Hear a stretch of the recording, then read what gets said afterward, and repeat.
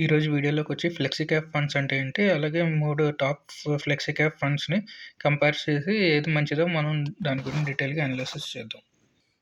Flexi cap fund అనేది large cap fund, mid cap fund, small cap funds మూడిట్లోని investment అవుతుందనమాట. So, దీన్ని equity mutual fund scheme open ఎండ్‌లో ఫ్లెక్సిబుల్‌గా ఉంటుంది మనకి. అలాగే ఫ్లెక్సీ క్యాప్ ఫండ్స్‌లోని రిస్ట్రిక్షన్స్ ఏమి ఉండవనమాట. ఏ సైజ్ ఎంత ఇన్వెస్ట్‌మెంట్ చేయాలి, ఏ క్యాప్‌లో ఎక్కువ ఇన్వెస్ట్ చేయొచ్చు, ఎందులో తక్కువ చేయొచ్చు అన్న దాని గురించి ఏమి రిస్ట్రిక్షన్స్ ఏమి ఉండవనమాట. ఎవరైతే ఫండ్ మేనేజర్స్ అయితే ఉంటారో వాళ్ళు ఆ ఫండ్స్‌లో ఇన్వెస్ట్ చేయొచ్చనమాట. రిగార్డింగ్ ఆల్ రిస్క్ అని ఇవన్నీ చూసుకొని.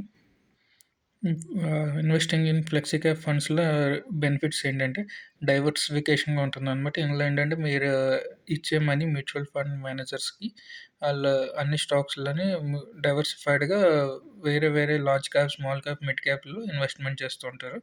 దాన్ని బట్టి మనకి రిస్క్ అనేది తగ్గుతూ ఉంటుంది. రిటర్న్ కూడా మంచిగా ఉంటుంది. లేదంటే హై రిస్క్‌లో ఉన్నా సరే మనకి రిటర్న్స్ కూడా బాగా వస్తూ ఉంటాయన్నమాట. సెకండ్ ఆప్షన్ చూసుకుంటే ఫ్లెక్సిబిలిటీ అనమాట. ఇందులో ఏంటంటే కంపెనీ సైజ్ అన్నది ఏ సెక్టర్స్‌లో అన్నా ఫ్లెక్సిబుల్‌గా మనం ఇన్వెస్ట్‌మెంట్ చేయడానికి ఫండ్ మేనేజర్స్ చూస్తూ ఉంటారనమాట. స్టాక్స్‌ని బై చేయాలా, సెల్ చేయాలని generate better returns, benchmarks గురించి ఫండ్ మేనేజర్స్ మేనేజ్ చేస్తూ ఉంటారనమాట. డైనమిక్ ఎలొకేషన్ అంటే ah, fund managers flexi cap ఫండ్‌లని లార్జ్ క్యాప్‌లో పెట్టాలా, మిడ్ క్యాప్‌లో పెట్టాలా, స్మాల్ క్యాప్‌లో పెట్టాలా అన్నది మార్కెట్ కండిషన్స్ మీద ఆళ్ళు అనాలిసిస్ చేసి ఇన్వెస్ట్ చేస్తూ ఉంటారు. దీనివల్ల మనకేంటంటే change in marketing dynamic and option returns వస్తాయన్నమాట. మంచి రిటర్న్స్ అయ్యి వస్తూ ఉంటాయి దీనివల్ల. ప్రొఫెషనల్ మేనేజ్మెంట్ ఉంటుందనమాట. ఫండ్ మేనేజర్స్‌ని ఎక్స్‌పెక్ట్ చేసుకొని మంచి గెయిన్ గురించి ఆళ్ళు అనాలిసిస్ చేస్తూ ఉంటారు కాబట్టి ఓవరాల్‌గా మనకి బెనిఫిట్స్ ఉంటాయి ఫ్లెక్సీ క్యాప్‌లో ఇన్వెస్ట్ చేయడానికి. అలాగే లాస్ట్‌లో ఇప్పుడు గవర్నమెంట్ యాడ్స్‌లోని మనం చూస్తూ ఉంటాం. Mutual funds are subjected to market stress అని read all scheme related documents అని చెప్పి ఎప్పుడో చెప్తూ ఉంటారు కాబట్టి మనం కూడా గుడ్డిగా వెళ్ళిపోయి ఈ ఫ్లెక్సీ క్యాప్స్, మల్టీ క్యాప్స్ ఇవన్నిటిలోని ఇన్వెస్ట్‌మెంట్ కాకుండా చెప్పేవన్నీ మనం విని దాన్ని బట్టి మనం కూడా అడ్వైస్ చూసుకొని ఎందులో మంచి రిటర్న్స్ వస్తున్నాయన్నది మనం అందులో ఇన్వెస్ట్ చేసుకుంటే మంచిదనమాట. ఇప్పుడు నేను ఈ వీడియోలో 3 ఫండ్స్ గురించి చెప్తాననమాట. Flexi cap funds. Top 3 funds అనమాట ఇందులో. ఫస్ట్ వచ్చి Parag Parikh flexi cap fund అని, రెండోదొచ్చి హెచ్‌డిఎఫ్‌సి ఫ్లెక్సీ క్యాప్ అని, మూడోదొచ్చి జేఎం ఫ్లెక్సిబుల్ క్యాప్ అని. దీని లాంచ్ డేట్లు చూసుకుంటే మనకి 28థ్ మేని పరాగ్ పారిక్ వచ్చింది. 13థ్‌ని 2013 హెచ్‌డిఎఫ్‌సి ఫ్లెక్సీ క్యాప్ వచ్చి 1995లో స్టార్ట్ అయింది. జేఎం ఫైనాన్షియల్స్ వచ్చి 23 సెప్టెంబర్ 2008లో స్టార్ట్ అయిందనమాట.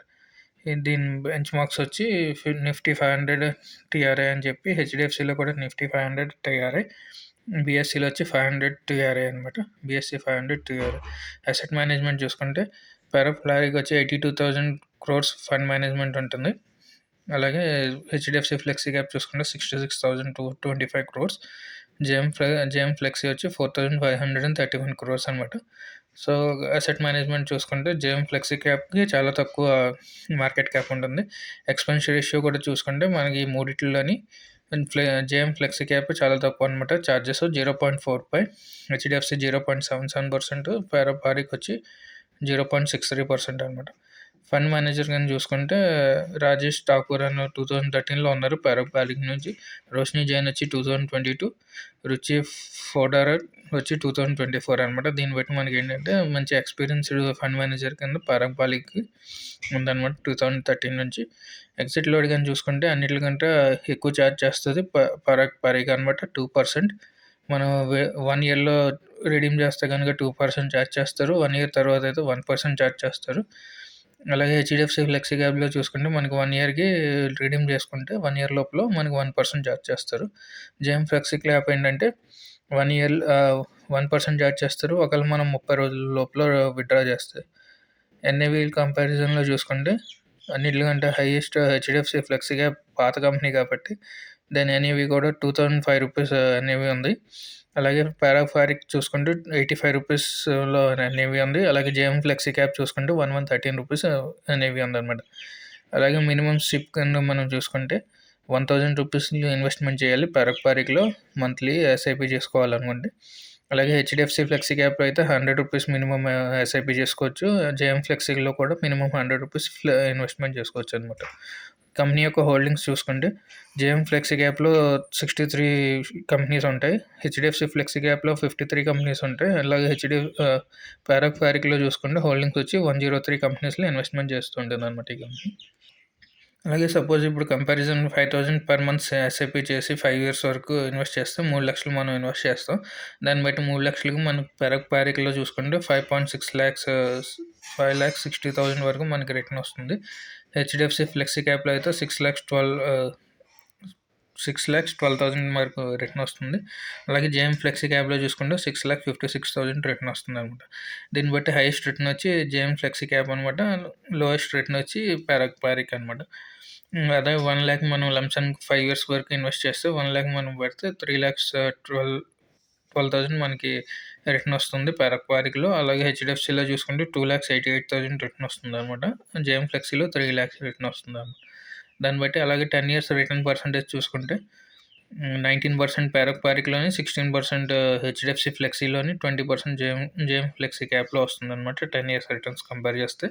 5 ఇయర్స్ రిటర్న్స్ మనం చూసుకుంటే 26% పారిక్‌లోని, 22% హెచ్‌డిఎఫ్‌సి ఫ్లెక్సీ క్యాప్‌లోని, 28% వచ్చి జేఎం ఫ్లెక్సీలోని అనమాట. 3 ఇయర్స్ రిటర్న్స్ గాని మనం చూసుకుంటే 22% పారిక్‌లో, 28% హెచ్‌డిఎఫ్‌సి ఫ్లెక్సీలోని, 33% వచ్చి జేఎం ఫ్లెక్సీలో వస్తుందనమాట.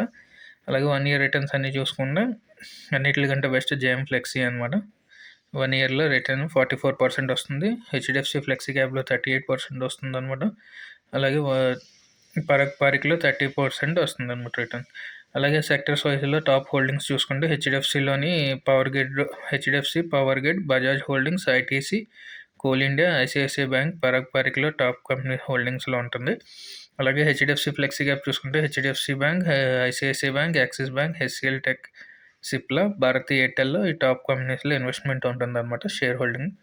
అలాగే జేఎం ఫ్లెక్సీ గురించి చూసుకుంటే HDFC bank, ICICI bank, Infosys, L and T, SBI, doctor Reddy's ల్యాబ్‌లో ఇవన్నిటిలోని జేఎం ఫ్లెక్సీ టాప్ కంపెనీస్‌లో హోల్డింగ్ చేస్తుంటుంది.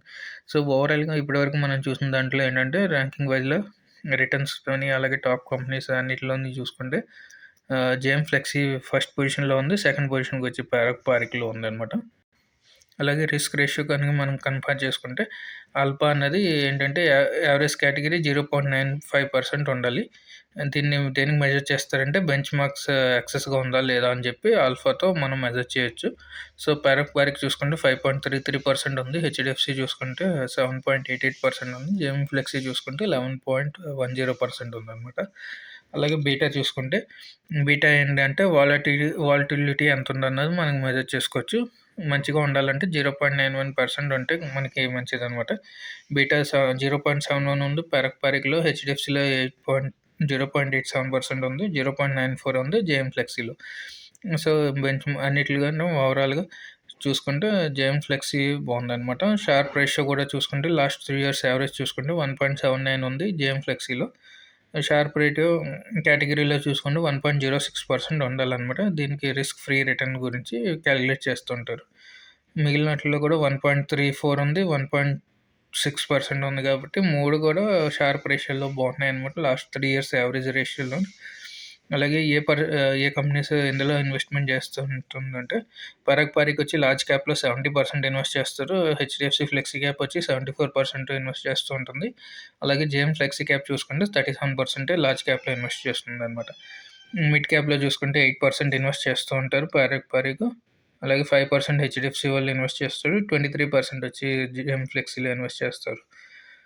స్మాల్ క్యాప్ గనుక చూసుకుంటే 5% పారిక్‌లోని, 7% హెచ్‌డిఎఫ్‌సి ఫ్లెక్సీ క్యాప్‌లోని, అలాగే జేఎం ఫైనాన్షియల్స్ వచ్చి 36% ఇన్వెస్ట్ చేస్తుంది.